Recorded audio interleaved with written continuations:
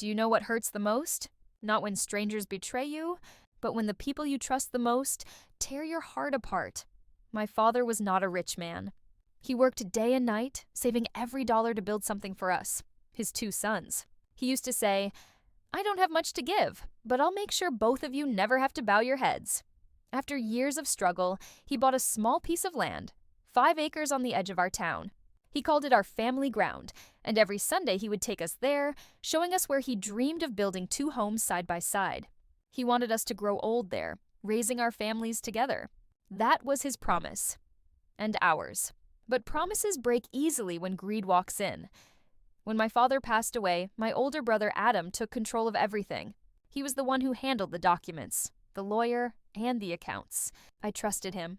After all, he was my brother, the man who once held my hand when we walked to school. I believed he would do what our father wanted. Weeks later, when I asked about the property papers, he said he'd take care of it soon.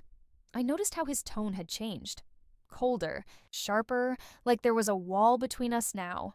He stopped calling me brother. He started calling me man. Months went by, and I kept waiting. Then one morning, a letter arrived from the town office. It said, "Transfer of property successfully completed." I was confused. I hadn't signed anything. I rushed to the municipal office, and what I saw broke me. My father's land, our father's dream, was now legally registered under one name. Adams. I couldn't speak. My father's signature was there too, but it wasn't his handwriting. It was a forgery. I felt my knees go weak. It wasn't just land he stole. It was my trust, my father's wish, and the bond we shared since childhood.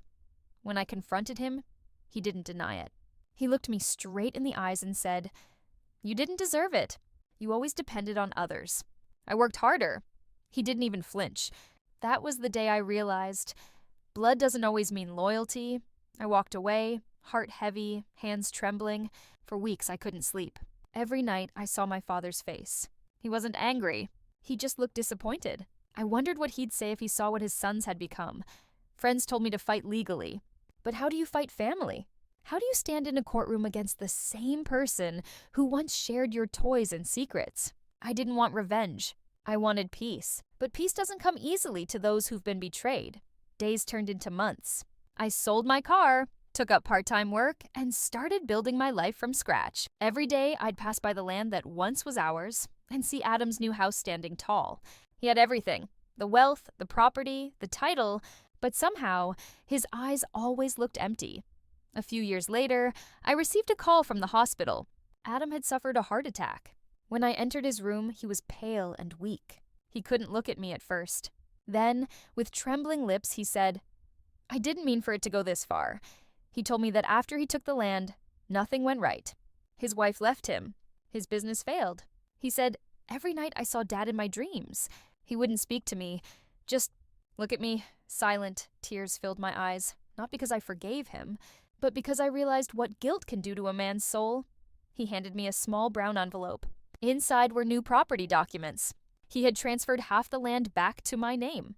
He said, "I can't change the past, but maybe I can fix a piece of it." I took the papers, but deep inside, I didn't feel joy, only sadness, because I didn't want land. I just wanted my brother back. But life doesn't give us everything we lose. 2 weeks later, Adam passed away quietly in his sleep. I buried him next to our father. As I placed flowers on their graves, I whispered, "I hope you both find peace where I couldn't." Now, whenever I visit that land, I don't see soil or property anymore. I see the weight of broken promises, the price of greed, and the lesson my father tried to teach us all, that family isn't about who shares your blood. It's about who honors your heart. If this story touched your heart, please subscribe for more emotional stories. Your support means everything.